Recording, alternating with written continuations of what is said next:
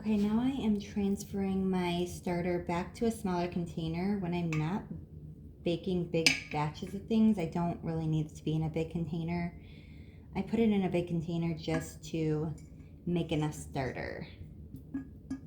Give it enough room to grow and shrink and not make a mess everywhere at my house. So I'm pouring it back into the small container so that I can feed it. And I'm weighing it so that I know how much is in here. Because you want to feed the starter. Or at least I do. I want to feed it.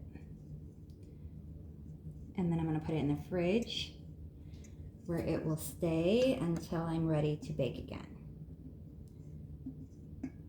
Or feed it if I check on it probably daily.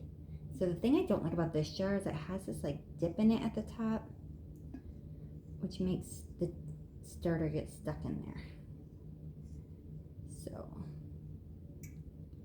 kind of really annoying. So, let's see if I can just get it out by tipping it sideways.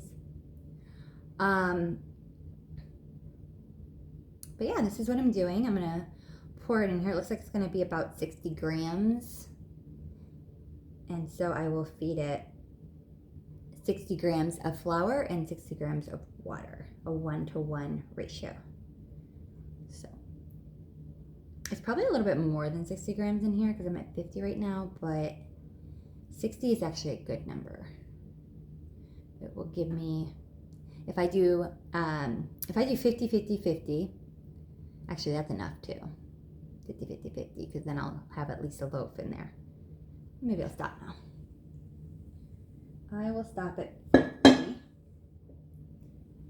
52, because then that'll give me 150 grams when I'm all said and done. And I don't want too much. It's kind of pointless to have too much. I have a lot of discard already, making scones today. So I'll stir this up.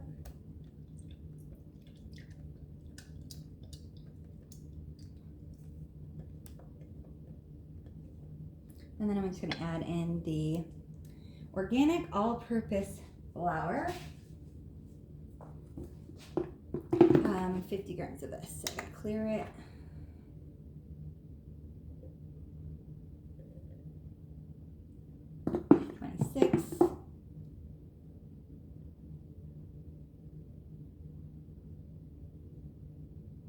There we go. Same thing, I'm just gonna mix this up until I don't see any flour pieces. Try to get it smooth. I don't really want bumpy. Smooth as possible. It should look like a pancake batter.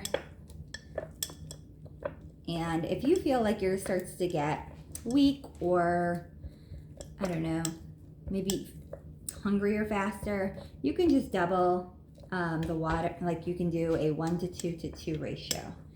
So that would be if I put in, if I had 50 grams of starter, I would do 100 grams of water and 100 grams of flour. And that should help.